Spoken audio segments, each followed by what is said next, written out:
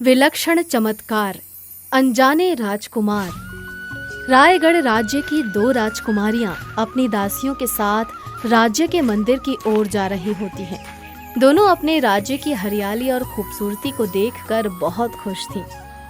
सुनैना, अपने राज्य की खूबसूरती तो मेरा मन मोह रही है।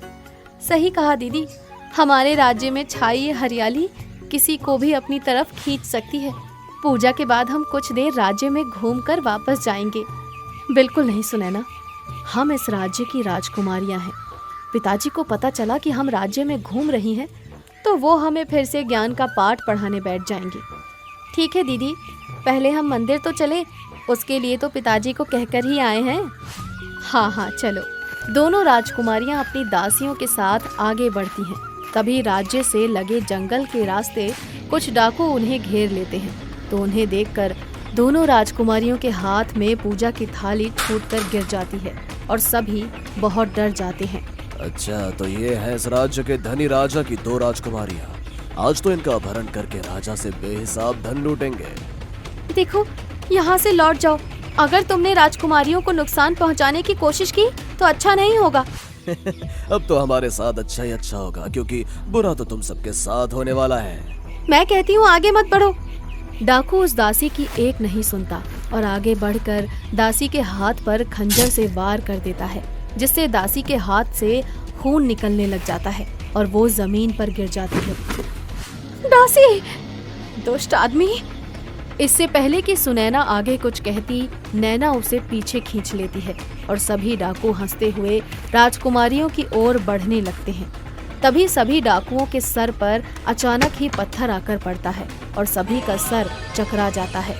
सभी डाकू इधर उधर देखने लग जाते हैं। तभी वहाँ दो राजकुमार प्रकट होते हैं। इधर उधर क्या देखते हो? हम यहाँ खड़े हैं। आखिरी बार कहता हूँ, लौट जाओ, वरना धन लूटने आए हो लेकिन खुद लूट कर जाओगे। कौन हो तुम दोनों? हमारे काम के बीच में बताओ, वरना जान से जाओगे।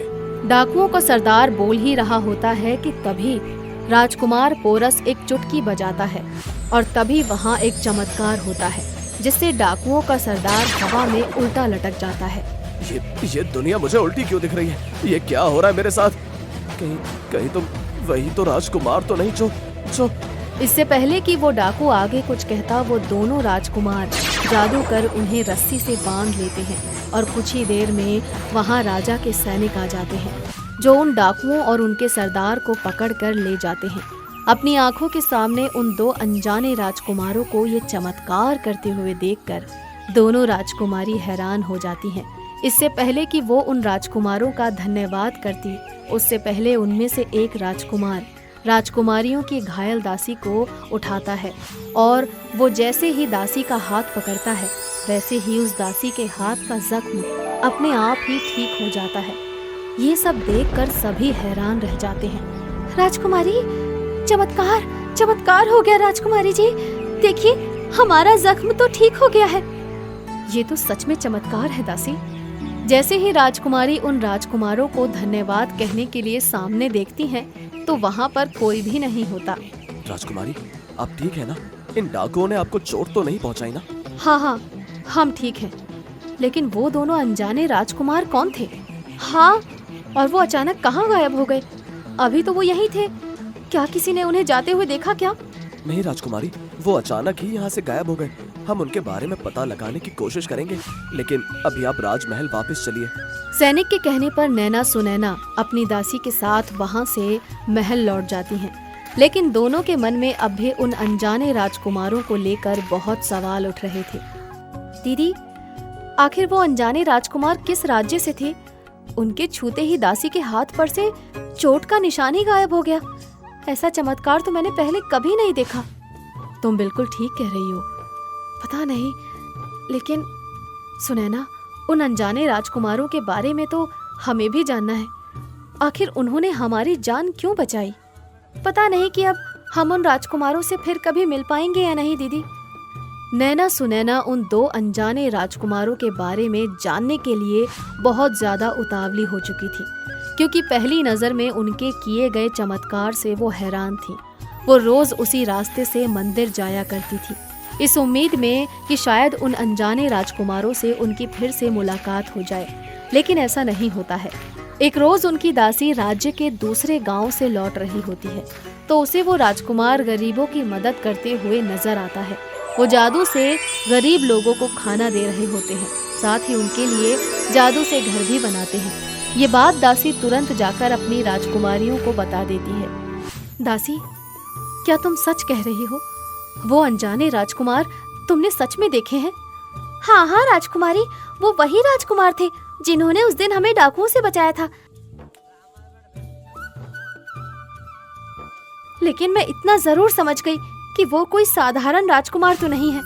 सही कहा तुमने, उनमें जरूर कुछ विशेष है जिससे हम सब अनजान हैं। समय बीतता है और रायगढ़ राज्य में बहुत समय से बारिश ना होने के कारण आधे से ज्यादा जमीनों में सूखा पड़ जाता है, जिससे राज्य की प्रजा बहुत दुखी थी। राजा को भी समझ नहीं आ रहा था कि इस समस्या का हल कैसे निकाला जाए। राजसभा में राजा के साथ सभी मंत्रीगण इस समस्या पर विचार कर रहे होते हैं। तभी अचानक वहाँ 2 राजकुमार आते हैं। रायगढ़ के राजा को हमारा प्रणाम। हम आपके राज्य की समस्या को सुलझाने का तरीका लाए हैं, किंतु तुम दोनों हो कौन और यहाँ कैसे आए? महाराज, ये वही 2 अनजाने राजकुमार हैं जिन्होंने राजकुमारियों को डाकू से बचाया था। उस दिन के लिए तुम दोनों का बहुत बहुत धन्यवाद, लेकिन हमारा राज्य सूखे की समस्या से परेशान है। ऐसे में तुम दोनों हमारी क्या मदद कर सकते हो? महाराज, आपके राज्य में सूखा पड़ा है, जिसके लिए आपको अपने राज्य में भ्रमण के लिए निकलना चाहिए।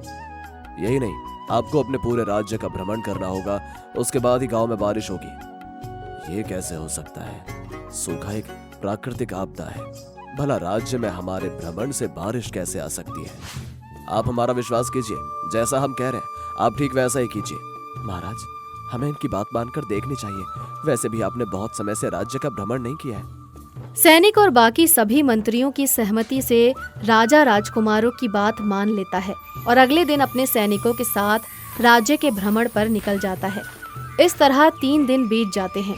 राजा भ्रमण करते हुए अपनी प्रजा को उनकी जरूरत के अनुसार दान देकर उनकी मदद करता है, जिससे प्रजा राजा को दुआएं देती है।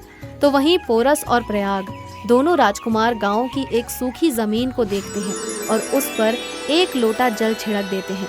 तभी अचानक बादल गरजने लग जाते हैं और बारिश शुरू हो जाती है।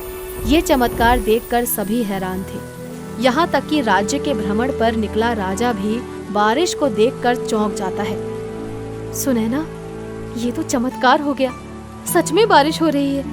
हाँ दीदी, इन राजकुमारों ने विलक्षण चमत्कार किया है। कुछ ही दिनों में राजा राज्य के भ्रमण से लौटता है और सभा में सभी मौजूद होते हैं। तभी बहुत खुशी से उन राजकुमारों को वो गले लगाता है। चमत्कार, अद्भुत चमत्कार कर दिया तुम दोनों। राज्य में बारिश हो रही है, किंतु ये चमत्कार हुआ कैसे? महाराज, राज्य में बारिश का होना आपकी प्रजा की दुआओं का चमत्कार है। बहुत समय से आपने राज्य का भ्रमण नहीं किया था, जिसके कारण आप प्रजा के दुखों से अनजान थे। जैसे ही आपने अपनी प्रजा को दान किया, उनकी दुआओं के कारण ये बारिश हुई। हम तुम अनजाने राजकुमारों के नाम के अलावा कुछ नहीं जानते। आखिर कौन से राज्य से आए हो तुम दोनों? महाराज, हम धरती पर प्रकट हुए हैं। कुछ शक्तियों के साथ हमारा कोई राज्य नहीं, हम केवल लोगों की मदद करते हैं। जी महाराज, और अब हमें यहाँ से चलना होगा। उनके जाने की बात सुनकर दोनों राजकुमारी निराश हो जाती हैं और अपनी बेटियों को निराश देखकर राजा उन दोनों राजकुमारों के सामने अपनी बेटियों से विवाह का प्रस्ताव रखता है, जिसके बाद दोनों राजकुमारियों की उनसे शादी हो जाती है। जिसके बाद भी राजकुमार अपनी शक्तियों से चमत्कार करते रहते हैं।